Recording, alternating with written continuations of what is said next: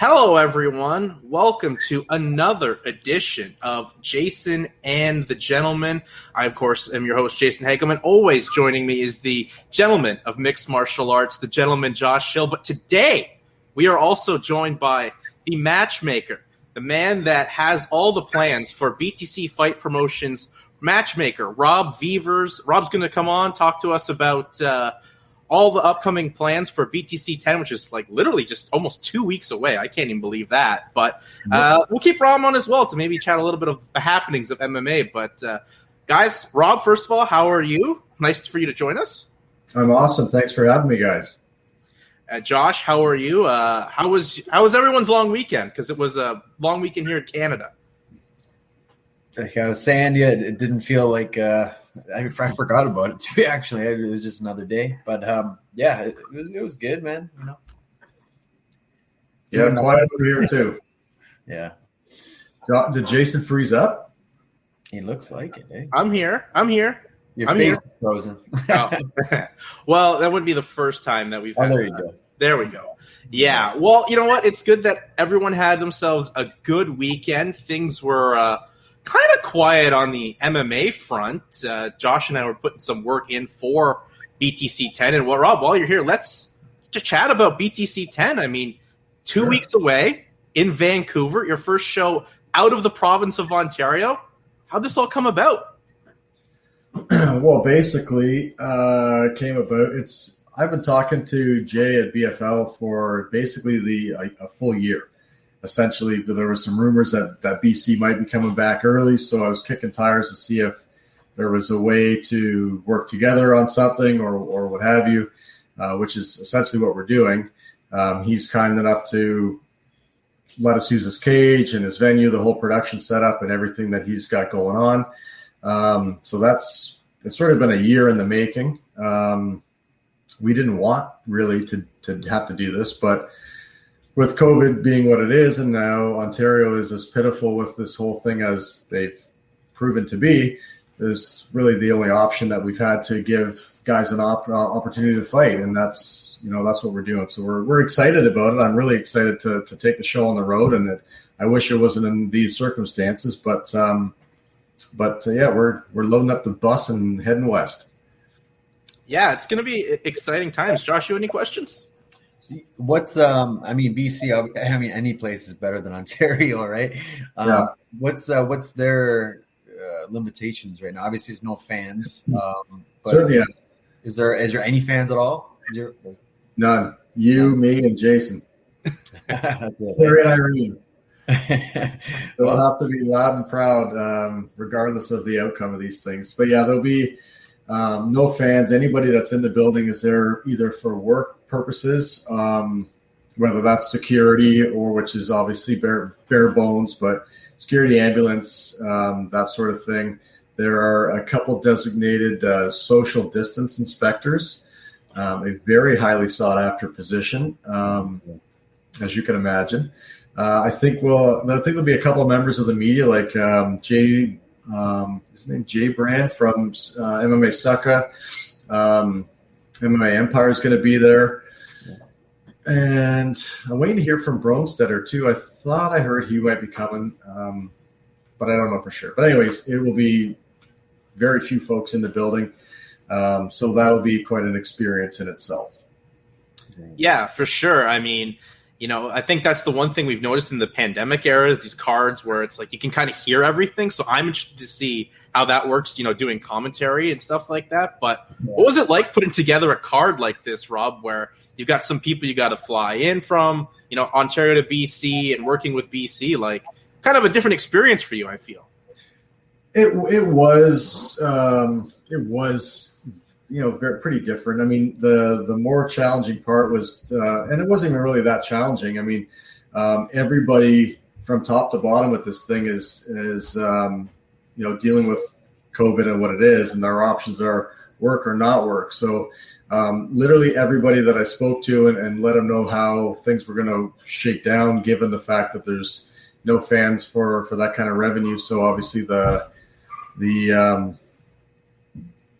Do you want to do this live? I'm getting a realist. You want to hear how this is going to shake down? Do you want me to mute you? As obviously Rob's got a call to take. A work. You guys want to talk about the UFC? Will I deal with this? Yeah, sure. Yeah, for sure. We can. I'll mute you, Rob. Well, Rob's obviously working on both ends, business wise and whatnot. But so we'll get back to Rob and obviously talking about BTC. But Josh, there was a UFC card on Saturday, Cody Garbrandt versus Rob Font, main event, and it was a one-sided fight, but for people saying Cody Garbrandt, didn't look that great. He was at one point, looking for the big one punch, but I thought he fought well and smart at moments, using his wrestling and not freaking out and needing to brawl when he maybe in the past would have. Yeah,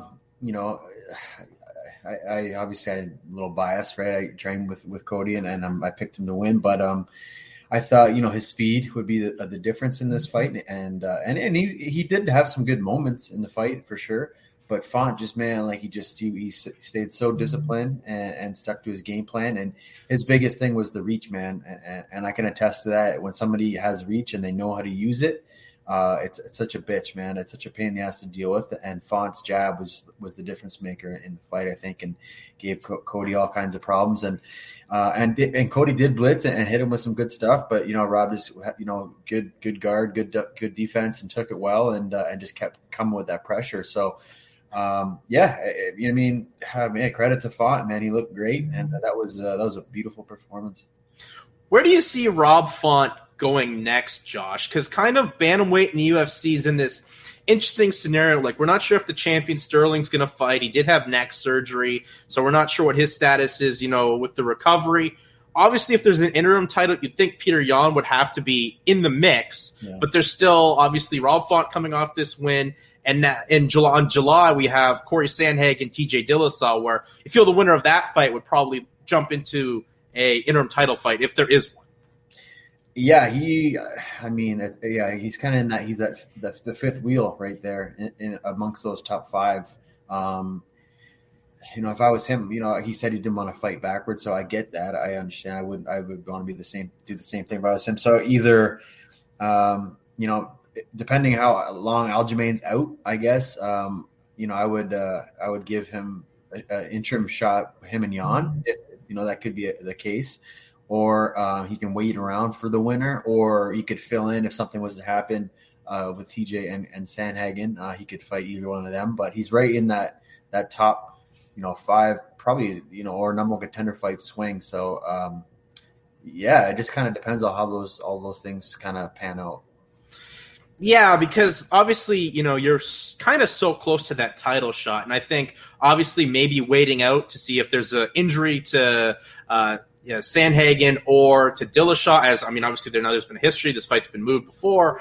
But would you be obliged, obviously if the fight hopefully goes down between Corey and TJ, that the loser of that fight, if Font wanted to, if he fought that guy, because there's name recognition really in that division for both whoever comes out in the losing end, that would help, I think, elevate Font. But I think he's so close to a title shot. I don't think he would want to fight the loser of it, to be honest. If anything, the winner. I know they're going to be gunning for title shots too, but everybody is. You know what I mean? So it all just depends on the timeline. If he's willing to wait a bit longer, I would wait out for the title fight, or potentially the winner of Sandhagen and TJ. They're going to fight in July. Maybe you could fight the winner and say, October, if he's not getting the title shot, right? So I don't know. It just all depends on his mindset and where he's at, and maybe money will play a big factor in it as well. Yeah, I don't know. I think, it's either, maybe fill in or wait and see what happens, as you're now, I guess, number 3 in the division and still waiting to see what ends up happening with the title shot. Rob's good to go. Yeah, Rob's good to go. Let me unmute Rob. There you are, Rob. I'm back. Just, I guess, lastly, for you, Josh, as you train with Cody, do you think he's done as a top-tier contender at bantamweight? Because if he is, I still think he's a top guy at flyweight if he moves down to that 125-pound division. No, you're not. You're not. He's not. He definitely is still a top tier guy, 100% in the world. You know, everybody's. We lost, write him off, just like everybody is in this MMA game. You know what I mean? And then look at Oliveira. Now he's a champ. Like so, people are just they easily forget, right? So yeah, he's definitely a top guy. Like I said, he had good points in the fight. He did some really good things, but Font just did more things better. There's no shame into losing a guy like that. They're both studs. So yeah, he could definitely easily still be in that top mix at bantamweight. But if he does go down to flyweight, I'm interested in that because we'll see how he performs there too, right? Because that's a big cut, and I know he hasn't done it yet. So we'll see how he holds up there too, and how his body can handle that. Yeah, I'm interested in that. I think because flyweight needs some name recognition. I don't know. You have any thoughts on that, Rob? As far as flyweight needing name recognition? Or as far as Cody Garbrandt, if he went down to flyweight, Well, I think it's so. I don't think he should go down just because he lost, but I think that if he can do it safely and put himself right back into contention there, then go for it. I think that 35 is pretty deep. And 25 is a little bit more shallow, so he may be able to get to a title faster that way. But to Josh's point, I don't think he's done. But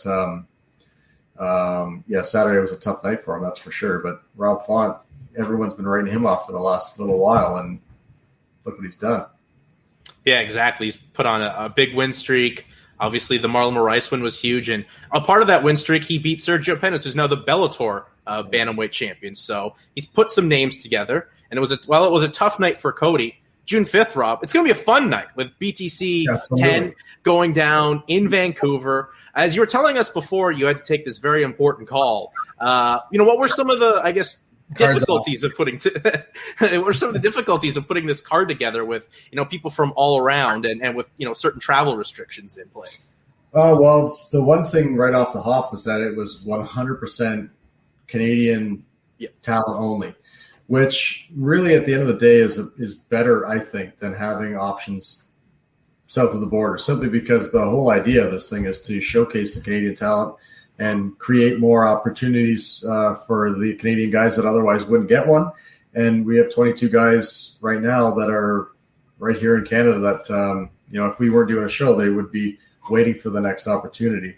Some of the challenges, and I don't want to say this prematurely because we're white-knuckling our way to the end here, but it's been pretty smooth sailing, the matchups. There was only one matchup I had to change because a guy got injured, and another matchup we had to make a little weight fluctuation because somebody was a little heavy.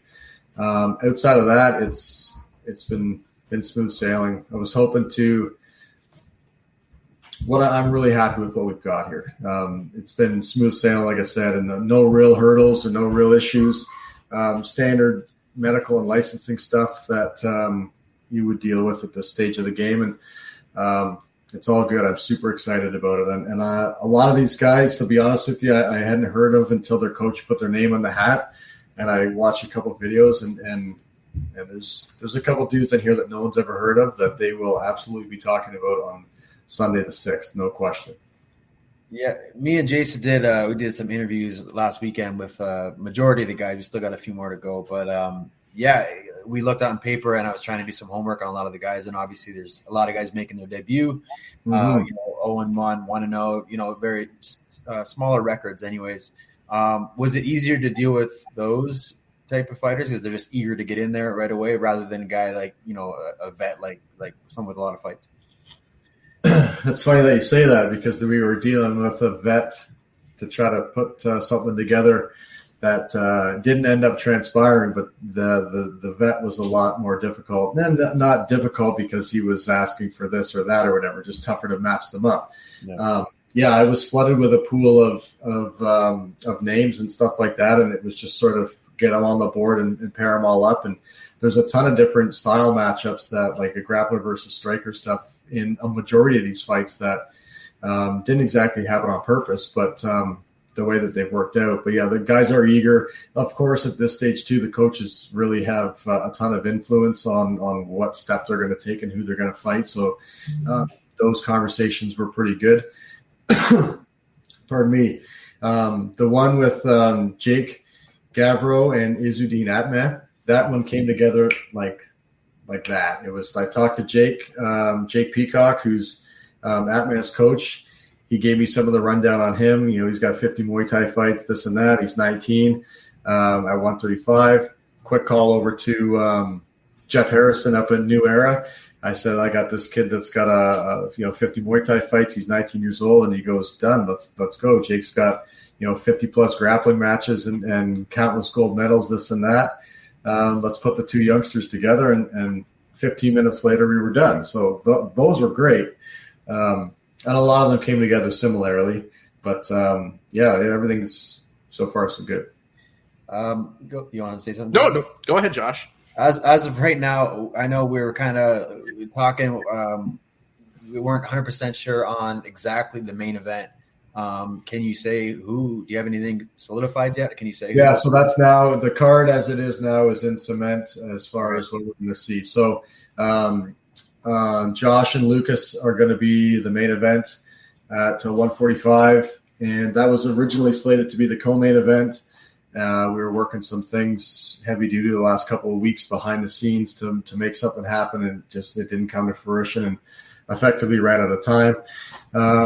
But I think that that the main and co-main event slot that we've got right now with Josh and Lucas, probably as far as Canada versus Canada, it's probably the best, definitely at featherweight, but one of the best matchups that we can put together as far as the top of the tier guys in the country. That aren't on big shows, obviously, but Josh and Lucas they're going to come in, and there's some bad blood from even a year ago between these two guys. They're supposed to fight a couple times, so I think that's going to be a hell of a way to close the show out. And Jake Mcdonald and Xavier Nash slide right into that co-main event perfectly. That's another fight that's really got me fired up, because not many people know who Jake Mcdonald is.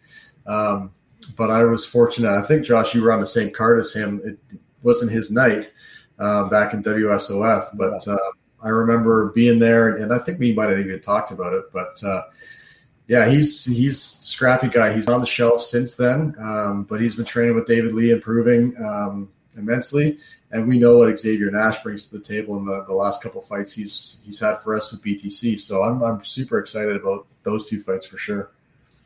Yeah, just talking with Jake and Xavier, they really hyped me up for the co-main. And obviously, we still need to talk to the guys in the main event, because I'd like to get some more info on them. Yeah. Obviously, this fight was, I believe, was it originally supposed to be in BFL, and then it somehow got shifted over to the BTC card?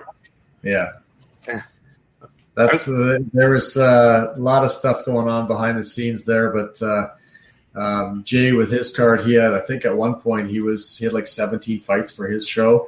So when we decided we were going to head west, and there was the conversations that we were having, he was more than happy to hand the ball off to us with regards to that one. And there was a couple others that we had the option to absorb that we left for him. Yeah, and looking, you kind of mentioned it, you're getting a lot of Canadian talent. Josh touched on, there's a lot of debuting fighters, and by my count, it's 15 fighters on this card are making their pro debuts. And, for BTC, it's kind of the point for you guys to, I guess, start creating some new stars as well. You've had a lot of guys, for you for now 9 shows, and a lot of them have branched off, getting big opportunities, whether it's XFC or anywhere else. And now it's, I guess, time for you to start the next generation of BTC, I guess. Yeah, and that's a good spot to be in, really. I mean, I not that I was ever really scrambling for fights, but if you recall Ottawa, I think we were left with 5 after injuries and some other nonsense. This show will feel a lot like that one in the respect that there's nobody watching the fight. There was Ottawa was a ghost town. Yeah. That's an event we just kind of breeze right past, but I don't know where I was going with that. What's it called? The debut guys. Yeah. So there's been guys that have gone on to bigger shows or bigger opportunities, whether it be the US straight up to the UFC, Contender Series, XFC, what have you.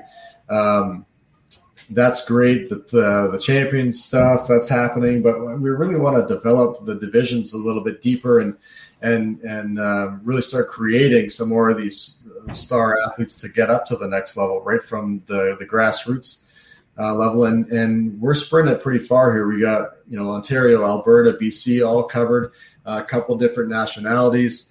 As always, we like to have a couple females on the card. We got that again. So yeah, I think it's great that we're going to be able to grow different divisions, and what we'll touch on very briefly later on is what's kind of down the road. And as COVID might have, kicked us in the teeth a little bit the last year, we're going to be kicking in the groin coming out of 2021. Yeah, I think this will be, as far as this event, you won't have as many bigger names in the country, but I think that it'll play dividends later on when you can use all these guys that you now have and build them up as future stars for sure. Yeah, absolutely. And then we would all like to have the, pick Shane Campbell versus Kyle Prepelec. Yeah. That's a good one right there.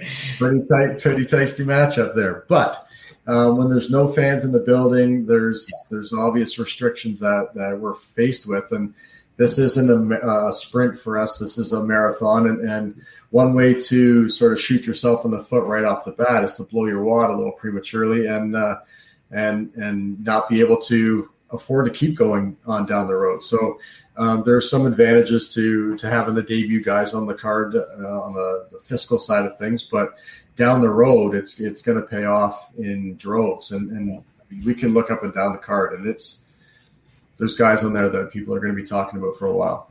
Yeah. I think one of the guys, just from doing our pre-fight interviews, is Isaiah Medituk, like McLovin. Like he was instantly one of the better personalities just from talking with him.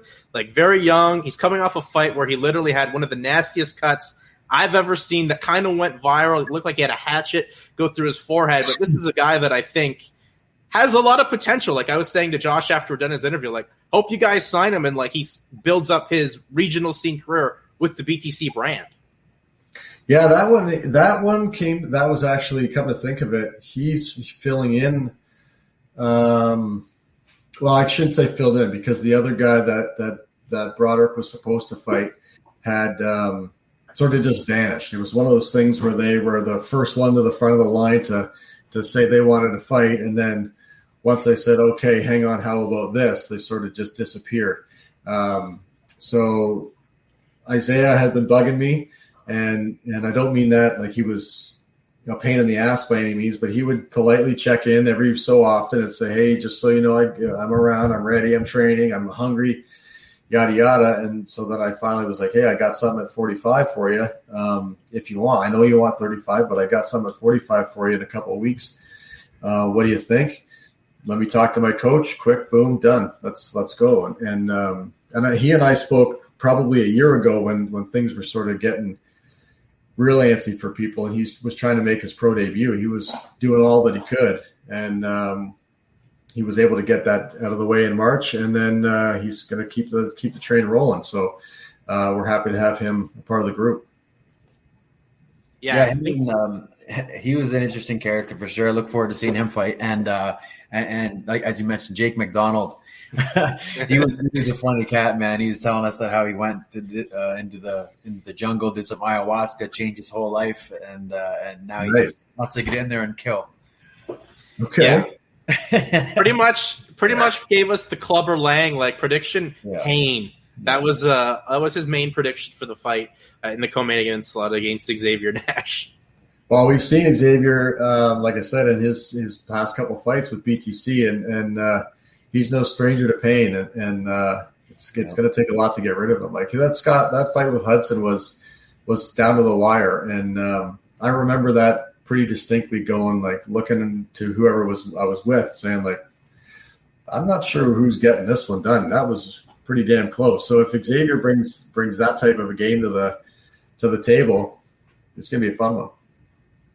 I guess, obviously, you know, as you guys are rolling out the show in a couple of weeks there in June 5th in BC, do you have anything else really lined up? As you said, you're going to be coming out kicking for 2021. And where do you see the scene right now going on the regional side right now in Canada, Rob? Well, we've sort of, like, this whole year that we've been off, and tons of credit to Sherry for not giving up, waving the white flag, or literally taking a day off. We've been working on, you know, behind the scenes sort of thing on improving and game planning. As soon as we're able to go, we're going to hit the ground running. So if we're already sort of pre-planning a show for July, we've got the green light to do a show without fans in Ontario in our venue.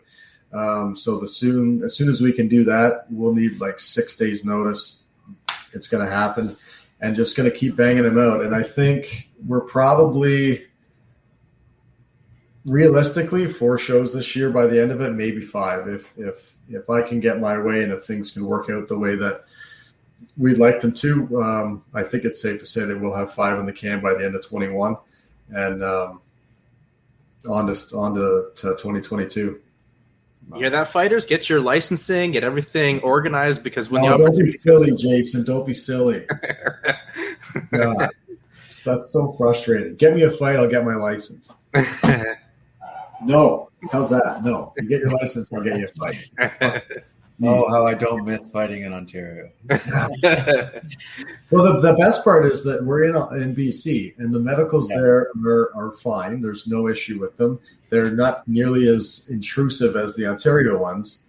But for some reason, there's still a couple guys that are just really in love with CAT scans and MRIs because, I'll get my stuff done next week, just waiting on my MRI appointment. Well, what the fuck for? You don't need one. Eyes, blood, physical, done. Oh, beautiful. Yeah. But we still managed to mess that up. And that's just, I've come to terms with, no matter, it could be spell your name correctly on paper, somebody will mess that up. You're dealing with fighters, Rob. No, this is why I've come to terms with it. I've come to terms with it. You're dealing with athletes, not just fighters. Well, Rob, you're dealing with, you know, kind of working with BFL for the shows. You said they're lending you the cage. Do you kind of see that being a little bit of the model right now to get the ball going again with some of these, you know, shows like teaming up, like you with another promotion or whatnot, as, you know, we kind of start to come out of this haze of the pandemic heading into 2022? Well, I think the ones that are willing to do stuff like this are the ones that are going to continue to succeed, and they're also the ones that have been successful. I think there'll be some not pushback, but it's not like a ton of people are wanting to team up and let me help you, you help me, this type of thing. And again, like for BFL, they were interested in maybe coming this way, so we'd be open to doing a back-to-back type of thing in our hometown with them. Like, it's whatever's going to grow the sport at the end of the day, and whatever's going to shine light on their show, our show. At the end of the day, there's going to be, at the end of the weekend of July 7th, on that Sunday, what is there going to be? Like 40 guys that are going to have attention on them. You know what I mean? And that's what's important. They're all going to get a fight. Half of them are going to win, and they're all going to get, you know, some attention and a fight when hundreds of other guys in the country haven't been able to, with shows not being able to go. So yeah, I hope that this is something that we can do. But in the past, you guys know this all too well, that people think that the sport is fighting, therefore the competitors have to fight or whatever. Like you can't be friends with that promoter because you're friends with me and all that nonsense. That's ridiculous. It's for the greater good. We're all hoping to push this thing forward, and that's what we're doing this coming couple of weeks. It's good to see that. It reminds me of how the fighters used to be in Canada back when I started. It was like, you know, Ontario versus Quebec, you know what I mean? And then gym versus gym. You couldn't really cross-train that much. And then now it kind of broke the mold, and everybody could train with everybody to get everybody better instead of fighting each other. So it's the same kind of thing with the promotions, right?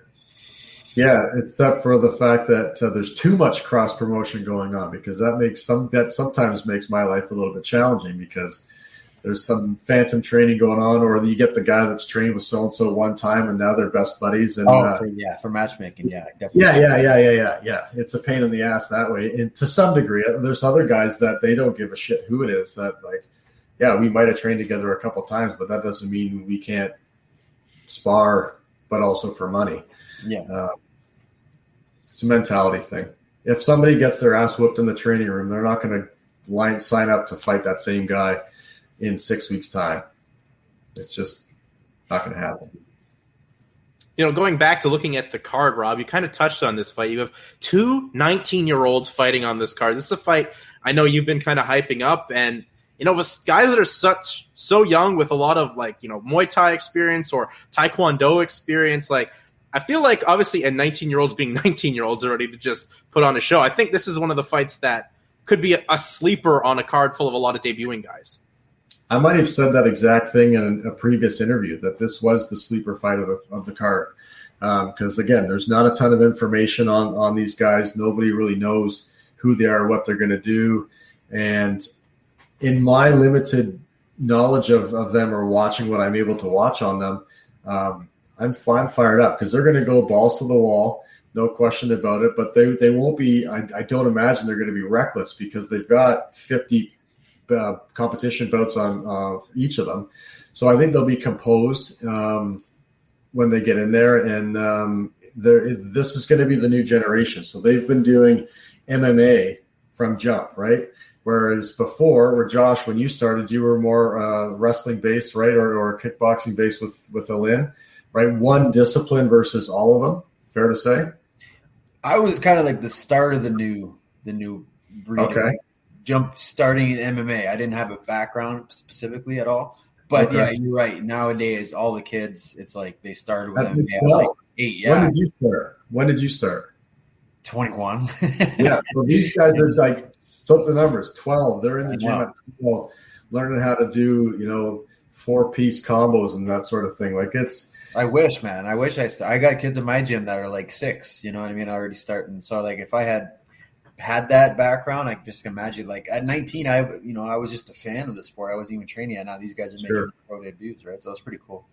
Yeah, it's interesting to see. So I'm really excited. There's a bunch of young guys on the card, a couple of older dudes too that are getting a crack at it. But yeah, those two guys for sure. Like I say, that's one that I've got circled and have had circled since the beginning, as this is one to, you're not taking a pee during that fight. That's for sure. The benefit of having these guys, like the debut guys or very little records is a lot of the time they obviously they want to start their careers with a bang. They want to make a statement, and usually those fights are very, very action packed. So it should be good for that.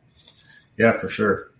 Well, I mean, we know for a guy that's on this card, Paul Fisher, when he made his debut at BTC 6, he had the perfect fight to start a card against Tisha Guthrie. Obviously, it didn't go his way. It was stopped by a cut, but it's great to see Paul back on a BTC card because that guy's excitement personified.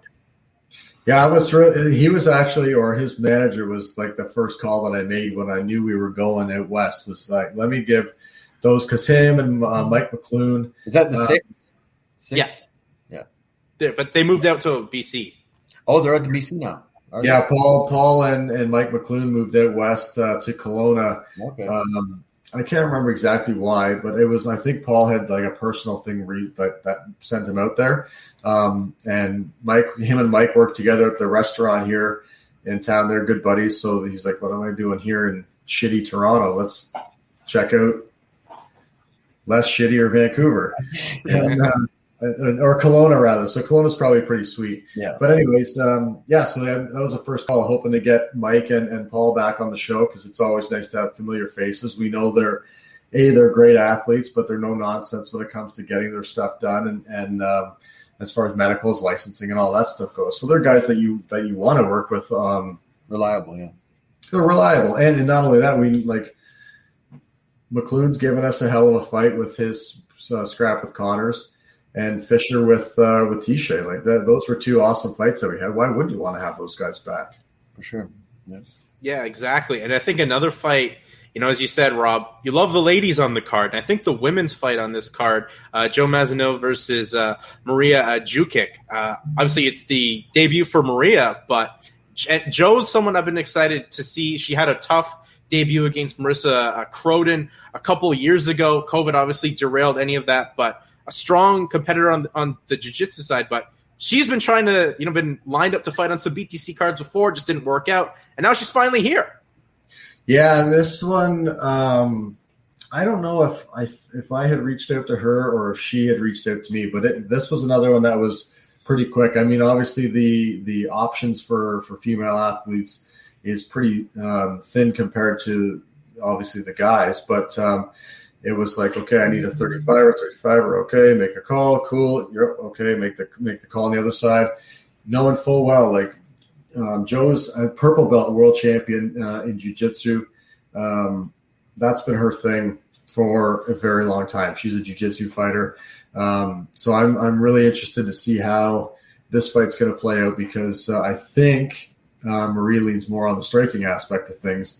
And with those dudes over at Toshido, there's no easy days at work out there. So I know, I obviously knowing and following Joe for as long as I have, I know that she doesn't take any days off and she's constantly working. And the training videos that I've seen, the footage that I saw prior to booking this fight with Maria, she's not fucking around either. No, and that's the sense you're getting from a lot of these fighters. It's like they just can't wait. They've been itching at it. They've been locked up at home for a year, ready to just go out and finally get their debuts and have a breakout performance on a show that's for a well represented regional promotion like you guys are at BTC, and a show that is available for everyone to purchase on iPPV. Yeah, this is unfortunately it's only iPPV. BTCfight.ca/live is where you can find the link. Up until I don't know when we're gonna change it, but for now, you go there to that site, you pull up. There's a list of all the athletes that are on the card. If you have a favorite one, you can select them. They will get a piece of that action, but you'll also save $10 on the purchase of the pay-per-view as well. So I highly recommend people to head out and pre-purchase the fights to support the athletes because like I said, I don't know the day, but it'll likely be weigh-in day or the day before that we wipe that off and put it back up to $30 or $35 for the pay-per-view. And then that way you can't support who you're hoping to support. So do it now. It takes 30 seconds, get it out of the way, and get yourself set up for June the 5th. Got the link in the description box, everyone. So if you want to go click that, you can get yourself this great pay-per-view for a lot of debuting fighters as we've talked about. One thing I think that I have yet to mention on any of the different conversations that I've had. So we're starting at 4 p.m. Pacific time. So all of our friends that are hoping to watch their buddies that are from Toronto or the surrounding areas, 7 o'clock Eastern time is when this will kick off, 4 p.m. out west. So we are making a slight adjustment to do two things. One, appease our Eastern fans, but also keep me out of the doghouse by letting me fly home Saturday night so that I will be home Sunday morning for my son's birthday party. There you go. That's the most important thing right there, Rob. I almost wasn't able to come because of his birthday. Made it happen. I forgot all about it. I guess no after party, eh, buddy? Well, it depends. If we can get in and out of here, I don't leave till like 11:30, so I might be able to have a couple drinks. Take a few in before you head out. Yeah, put some in my pockets for the runway. Nice. Yeah. Well, yeah, Rob. I mean, this has got to be exciting. I mean, it's got to be exciting for you on show day because it's all your hard work that you've mapped out and you've lined up. You know why these fights are going to maybe work so well, and it's got to be so exciting for you come June 5th to see your hard work come to fruition. It is. It's always, regardless of. I mean, not that we've had like one really snoozer fight out of all the shows that we've done. But, win, lose, or draw, I'm really happy with how things end up panning out. I know how much hard work the guys and the girls put into the preparation for it and all that stuff. And even the team behind the scenes, like Patrick works his butt off. Like you guys know, But nobody knows how hard Patrick works behind the scenes. Nobody knows how hard Sherry's working behind the scenes. And she runs laps around Patrick and I. If he and I think we work hard, we just look at what she's doing and just shake our heads and go, we can't even compete. Vlad is another integral piece of the party. He works really hard. He does drop of a hat. He's doing whatever you need him to do, and he helps everybody. And there's probably a couple other folks that I'm forgetting about that have important roles as well. But it's a full team effort. It's a very small group of people that help run this thing. And even with you guys, with the stuff that we're taking, like what were you guys, 6 hours on Saturday trying to talk to these guys and do these interviews and stuff? Like, it was a whole afternoon. Yes. Yeah, not easy. And I've got the access to the BTC Instagram, and all day the thing was going nuts where I could tell it was Patrick trying to track people down. Like, where the hell are you? Da, da, da, da. And I'm going like, man, I told him, I said, I'm going to forward you the email that everybody got in advance of this thing so that you don't think I'm the one that's messing this thing up.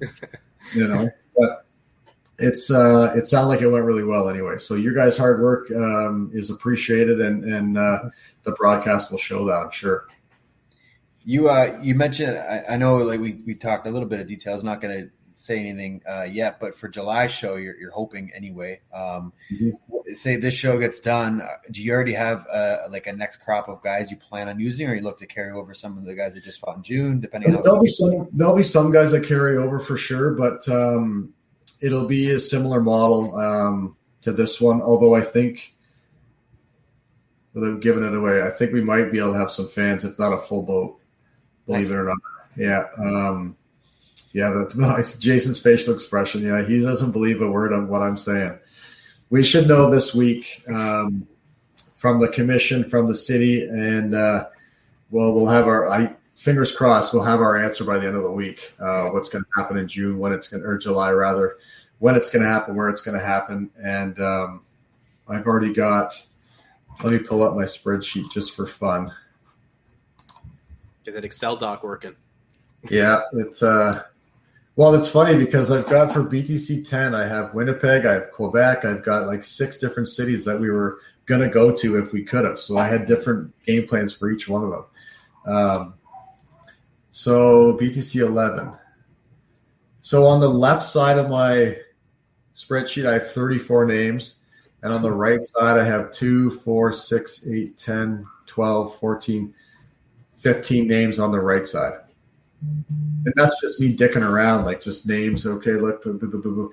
That's not even really going. So when we get to this weekend, pardon me? You got options. Yeah, I got options, and it'll be the fun part then is to start making the call. Like, okay, do you want to do this? Can you do that, or whatever? So Josh can take his gentleman, the fighter hat off, and then put on his hat, and yay or nay, a couple options that I might have for a couple of his studs. Yeah, that'd be. I mean, that'd be great. Yeah, for sure. Would Josh then have to leave the booth like Paul Felder did when he had to corner like one of his fighters? Like, I can't be partial in the booth here. Beavers might have to step up and fill in for a match. Yeah, I'm happy to wear many hats, and if it's just a heavy breathe into the microphone, I can assure you that's what I will bring to the table with that aspect. Surely not the in-depth analysis that Josh brings, but I'm sure that I can fill the void for 18 minutes. Or less. Or less. Yeah. But yeah, I mean, hey, if Josh had to make the hot tag out, I mean, his great uncle was a former tag team champion. He can make the tag out, and you can always come in on Rob. But, as you're working with BFL, when you look at the BFL card, Rob, a lot of the guys that are in prominent spots in that BFL card got their start with you guys at BTC, like Sirius Edie, he's fighting for a title. Kyron Cameron, he's fighting for a title. I mean, that's got to mean a lot for you guys at BTC because you guys are a hardworking promotion and just pumping out talent. Yeah, we're really proud of those guys, and we're wishing them all the best, obviously, in their fights. Bobby was supposed to fight out there too, but yeah, it's the part of the process. We're happy to give these guys a platform, an opportunity to compete, to improve their records, to put themselves in positions to fight for regional titles, but BFL has a long history of sending, whether it be their champions or just guys that have had long-standing tenure with them, off to the bigger shows. So if that's how it's going to work, where the guys get a handful of fights with us and they move on to another one, to whether it's just fight or to compete for a title or whatever, the sky's the limit for everybody. So the more and this is exactly why we're going out west in a couple of weeks, is to give guys more opportunity and gals more opportunity to compete, and wherever it takes them, it takes them. So we're really proud of those guys that have come through the BTC cage wherever they go, whether it's, if they come from out of town and they go back to their place and they continue to do well, we're happy for them too. Or they graduate to the big show, Aaron Jeffrey and Jasmine and folks like that Kyle Nelson's another one, Kyle Prepluck's another one.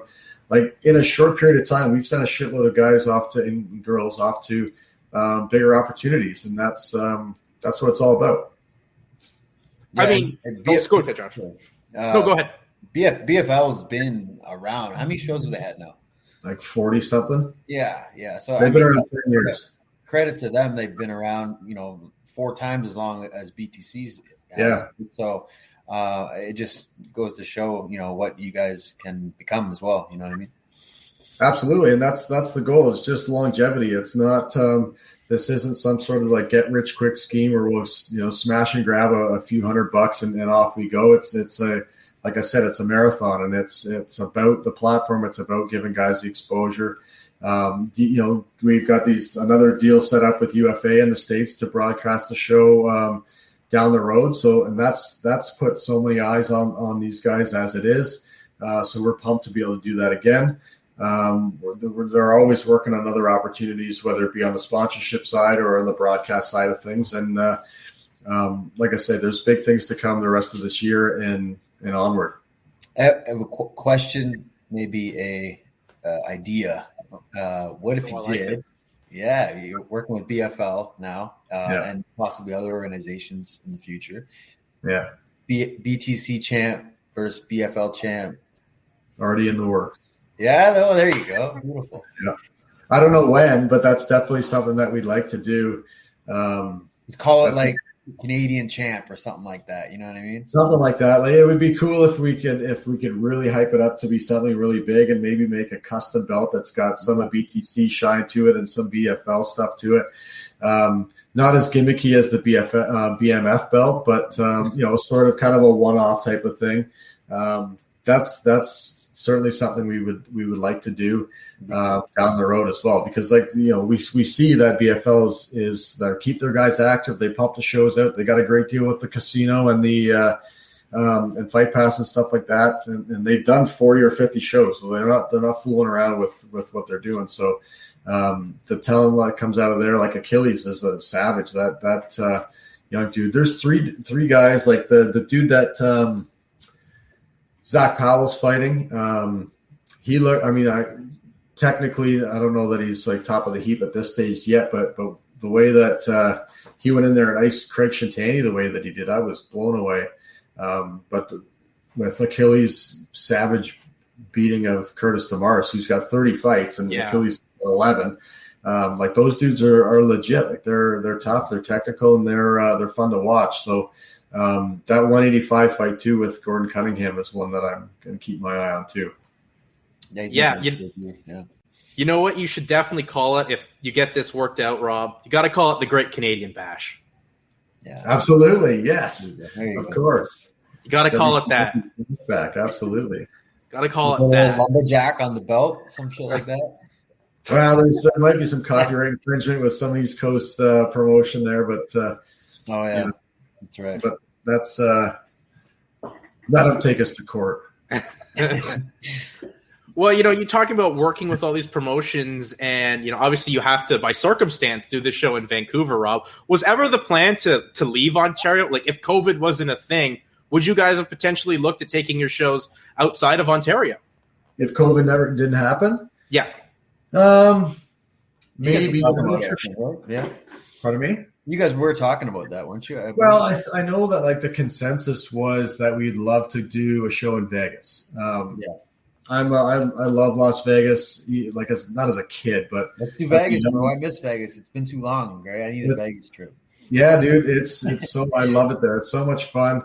I was looking at buying something down, like a house down there, just kind of off the strip a little bit because it's ridiculously affordable. But that's how much I love it. The Oakland Raiders are my football team, now the Las Vegas Raiders. So that's easy. A big fight fan. I've been known to sprinkle tickle the felt a little bit in the casinos from time to time. And I'm a big hockey fan, which in fact I'm missing the Habs and Leafs game right now. I believe your Habs are against it right now. Last I checked, down 1-0. That's okay, no problem. But anyways, big hockey fan. So there's tons of reason for me to want to go down there. But the fight capital of the world, we'd love to go do a show down there. And Fight Night's already done it. They partnered up with Tough Enough, so there's there's already a model there that we could sort of copy, I guess, or follow that trend. And Jeff Mayer is a nice enough guy. I've had a chat with him online a few times. He's a nice dude. So there's definitely that's always been on the top of the list. But as far as taking it inside Canada, the idea has always been there, but I don't think it ever had any real traction or any weight because to stuff everything in a transport truck and haul it across the country is tough to do when doing a show in your own backyard is challenging enough. Yeah, that's definitely a tough thing to do. And thanks to BFL for lending the cage. And most importantly, thanks to BC for letting us have a show. It's been way too long. Yeah, thanks to BC for letting us have a show. And thanks to BC for allowing people on patios. They're doing that in full effect right now. So that's even though I'm there for like 40 hours, I still have plans to stop at a patio and slam a pint or two and have some eats with my friends and people I haven't seen in a long time. So they have a little more logical thinking people that run the province, I think. Yeah, I don't even know if it's as little as 4 people at a table or any of that nonsense. I think it's just like open. I don't know for sure. It's kind of just I'll see what happens when we get there. But regardless, I'm looking forward to it as much as eating and drinking with friends and stuff like that is exciting to me. I'm mostly pumped up about the fights and being able to get back to it. It's been well over a year now that we were going back at it. We had such a great end to 2019 and Kitchener really kicked us off well last year. And then it was just sort of like the last little bit of a balloon when it just sort of, that's kind of how March of 2020 went. Yeah, I know it's crazy that, maybe it was just the bad juju of booking a show on Leap Day in Kitchener. Maybe that's what set us in the wrong thing. I don't know. But all in all, I'll be happy to get back, see you guys. More importantly, as you said, see some fights. And, you talked about a couple sleeper fights. What's another fight that people really may not know, Rob, as we only got a little bit of time left that, people should maybe get on their radar? Yeah, I just realized that I've got a 9:00 meeting with the commission, actually. Yeah. And I'm still going to try to sell this damn house, too. A sleeper fight that I'm looking forward to, well, I would have to say the bigger boy, the Luke Roberts, and I'm going to butcher his last name, so I won't bother. Luke Roberts and Constantine. Yeah. I think that might be an interesting one because there's not a ton known about either guy outside of a lot of people know or in a quick Google search know that Luke is probably one of the best wrestlers right now, especially in MMA. So that might be an interesting one to watch for. And I like the 175 matchup with Derek Lang and Mac Larson. I think that's going to be a bit of a slugfest there too. But I can go through every fight and give you reasons why I'm excited to see it. I won't, but I'm really fired up. There's not one fight that I'm like, that's probably going to suck, or red corner is going to beat the tar out of blue corner or anything like that. I think they're all even fights, and they're all ones that I'm fired up to see. Yeah, I think we're all excited for everything. Josh, do you have any final questions? As Rob's got a very important meeting about the show in like 4 minutes. No, I think that's it, man. Look forward to it. Look forward to finally seeing everybody again and getting the feel back of how we were before all this shit happened. Yeah, man, I'm pumped for it. How are you guys preparing? Are you going to be able to just knock the dust off as your cage side and just slide right into it, or are you watching old fights on mute? Well, this helps what we're doing. Yeah. What I mean? So Sure. we're talking every week, so it's not like we haven't spoke for a long time, right? Where you just Right. So I think we'll be fine. Do you ever do that? Watch fights on mute and do the play-by-play for it as if it were you calling it? I've done that sometimes. I actually did it on for 50 seconds or something on like a Ariel Helwani Twitter Spaces thing. So I did that once, but I don't know. I think just working with Josh enough, I think we'll be okay. Your synergy will be fine. I just more mean like calling the fights. I call fights no matter every fight I watch. Like if I'm not really with many people, I'll just like start talking by myself. You know what I mean? So I'm probably annoying to watch fights with. Who's that crazy person next door? Oh, that's just Josh doing homework. No big deal. Yeah, I'm kind of the same way where it's like if I'm alone and I'm seeing fights, like I'll call it like if I'm there or whatever. But that's just the natural broadcaster part in me. Like even I'm a little more vulgar though. I'm sure you are, Josh. I know you got to tone that down. We can't have any F-bombs or anything like that. But that's just the natural broadcaster. Even with like the Leaf game last night, I was like, oh, it's like I'm calling a Ranger game. But, we're waiting for October to do hockey. But thankfully, we got MMA for the summer and going forward here in 2021. Hopefully a steady stream of it, fellas. I'm hoping by the end of the year you guys are happy that December comes and we have a break so you don't have to see or talk to me for a few weeks. Because we're coming out of the gate hot and heavy. Like a Little Caesars pizza, we're hot and ready, coming at you with some great MMA action.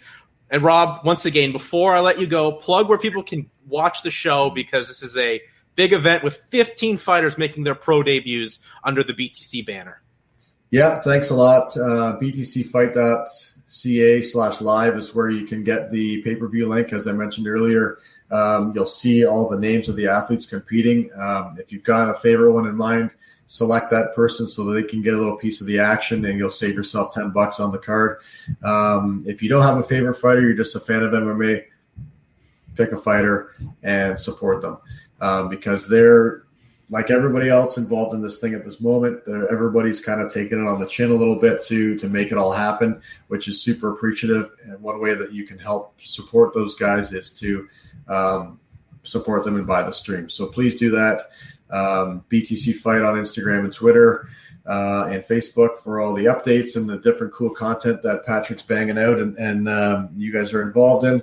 So that's where everybody can get the information.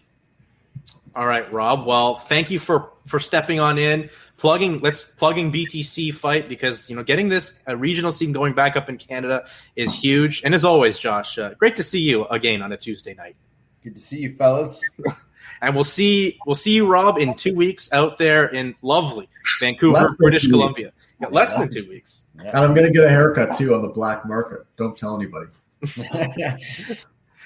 All right, Rob, Josh, great chatting with you, and we'll see you all in less than 2 weeks in Vancouver, British Columbia for BTC 10. See you, boys. See you, boys.